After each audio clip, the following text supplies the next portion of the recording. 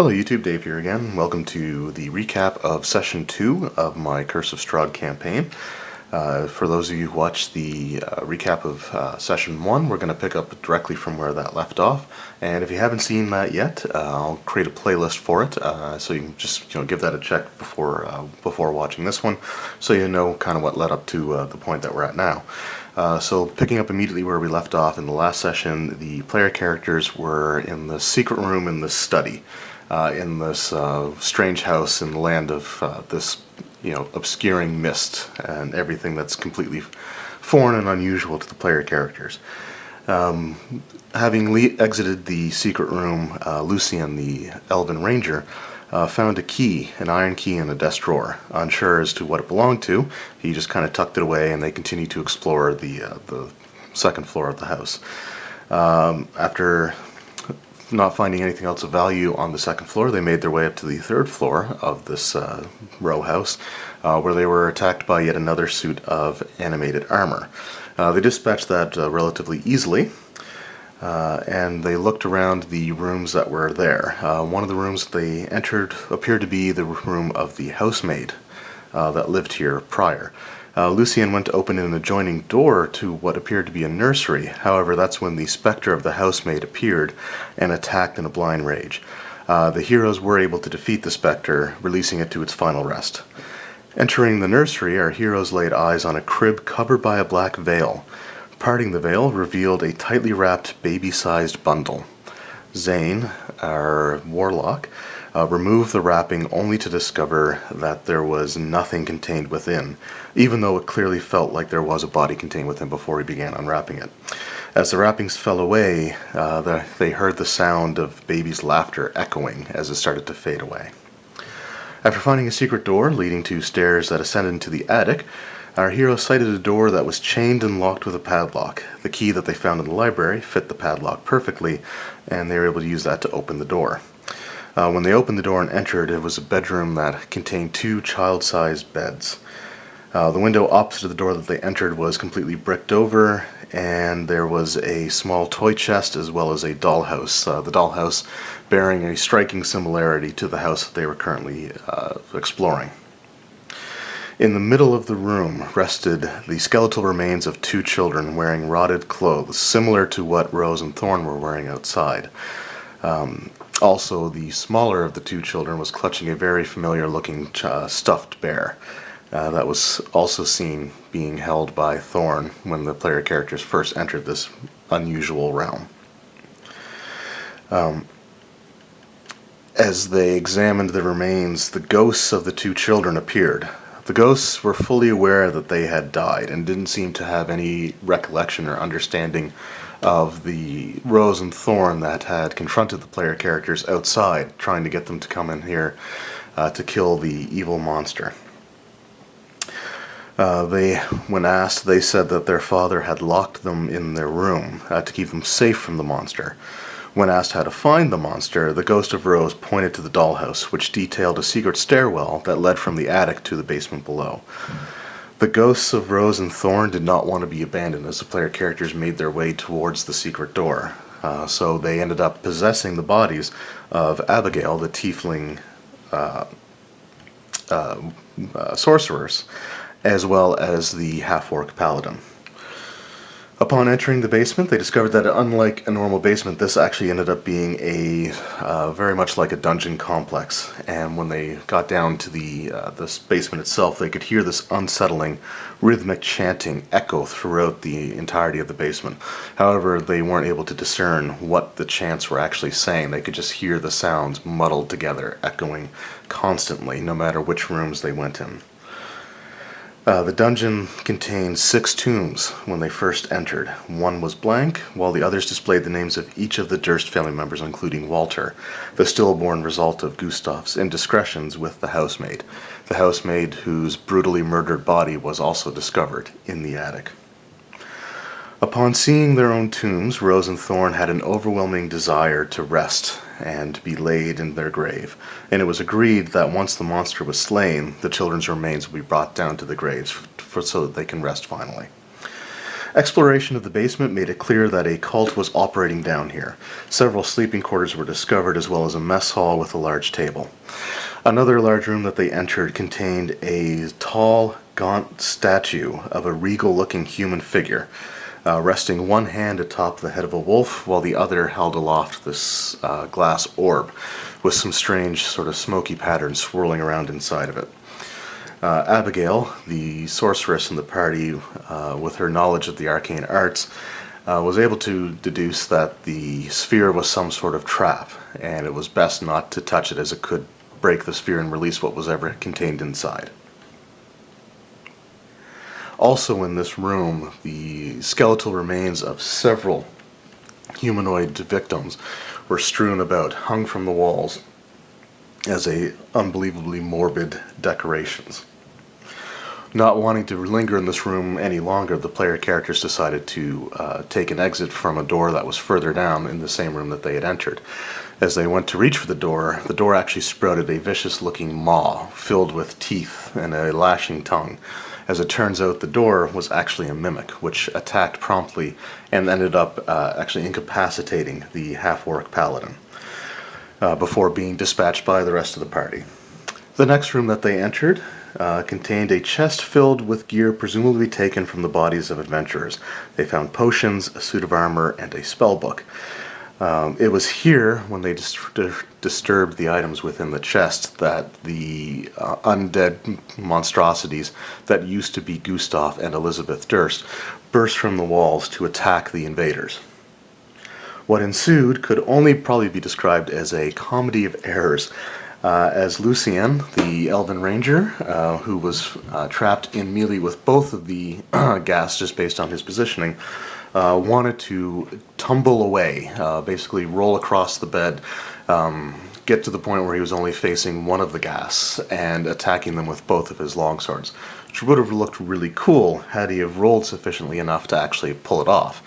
In the end, what actually ended up happening is he rolled so poorly that he ended up smashing his head off the footboard of the bed, flopping over onto the side, facing Elizabeth Durst. He drew both of his blades and proceeded to miss horribly on both attacks. The second attack with his offhand weapon actually rolled a natural 1, so it ended up being so bad with the failed tumble check, drawing attacks of opportunity from the two ghasts, that finally just rolling that one fumbled, and he ended up throwing his offhand sword down towards his feet. After that, Elizabeth Durst just swiped at him with her claw and ended up opening up a wound in the ranger that was sufficient enough to actually render him unconscious and bleeding out. After the battle with the ghasts, the heroes rested for the night. They regained their spells and healed back up to full before taking a stairwell that they found that led to a level below the basement dungeon. It was here that the chanting could finally be understood as "He is ancient, he is the land," repeated over and over. The player characters made their way to a large room with ankle-deep water covering the floor. There was a walkway that ran along the walls 10 feet above the water, except for a 10-foot section of the walkway and the wall that appeared to be ruptured, as if something had burst forth from outside of it. It opened to a cavity in which rested a large pile of vegetation and foul-smelling earth, and what appeared to be partially covered human remains. There was also an octagonal dais in the middle of the room, atop which rested a stone altar with rusted shackles and manacles fixed to it. The altar was also covered in the dry bloodstains of past victims. As the player characters approached the altar, apparitions of slain cultists appeared on the walkways, chanting "One must die" over and over again. When the player characters refused and left the altar, the chanting had changed to "Lorghoth the Decayer, we awaken thee." At this point, the pile of vegetation erupted, and emerging out of it was a living mass of roots and thorns that took on the look of a fearsome beast. This shambling mound attacked, and again the paladin was unfortunately knocked unconscious. Our heroes were able to persevere, however, and Lorghoth was vanquished. The dark apparitions faded away, and as they departed, they simply stated, "He is ancient, he is the land, and he sees all that enters his domain." With that accomplished, the heroes kept their word and laid Rose and Thorn's remains to rest in their stone coffins, bringing them peace. Upon exiting the house, the players were confronted by the same Rose and Thorn that led them into the house in the first place. when confronted about the fact that the player characters did encounter the departed spirits of the actual Rose and Thorn, the illusory children just simply smiled a wicked smile and began dissipating into heavy fog that started to encompass the players. As they did this, they uttered, "He is ancient, he is the land, and he sees all that enters his domain." And that echoed as the mists began to overtake the player characters once again. As the fog consumed them, Lucian could see an image in the mist. It was the regal-looking human, one who was identical to the statue that was found in the basement dungeon. This individual, this man, was mounted atop this black horse, whose hooves and mane was wreathed in flame. The regal-looking man locked eyes with the ranger and smiled as everything faded away and as the mists departed, leaving the player characters once again standing on the road to Daggerford. No signs of the village or the demonic house that they were in could be seen. And that wraps up the second session of the Curse of Strahd campaign that I ran. So I made a few changes to the actual adventure as it was written. So one of the things that was supposed to happen if the player characters denied the cult and didn't commit a sacrifice on the altar was that the house was going to basically almost animate, and each doorway was going to be filled with these slashing blades that the characters had to try to bypass. Any room with a fireplace or a stove was going to fill with smoke, and it just seemed like a bit of overkill for the player characters, and it didn't really fit what I wanted to do with the campaign. So I kind of ignored that altogether and just had it be more of a subtle, kind of eerie, creepy thing with the cultists uttering that phrase. And then when the children were confronted outside the house, they had said the same thing before the mist departed. And the player characters were fully aware that whatever that figure was that was immortalized in that statue in the basement was fully aware of them. So, that was sort of that last sort of unsettling vibe before they found themselves back in familiar territory. So the reason that I ended up doing that was I wanted to introduce a couple of new player characters that are going to be joining the group in the third and fourth session. But I didn't want to do that in the middle of this adventure, so I wanted to wrap it up. I did cut out a couple of encounters. There was one, like the glass orb did contain some shadows in it that if it was disrupted, the player characters would have to fight these shadows, as well as there were some ghouls that were the former cultists. And I just, again, I wanted to kind of wrap things up, so I ended up cutting out those encounters just because I think I accomplished enough with them, encountering the specter of the house maiden, the ghosts of the children, the mimic, as well as the gas that were the two parents. There was actually also a battle with a centipede swarm that was in the grave or the tomb of Elizabeth Durst.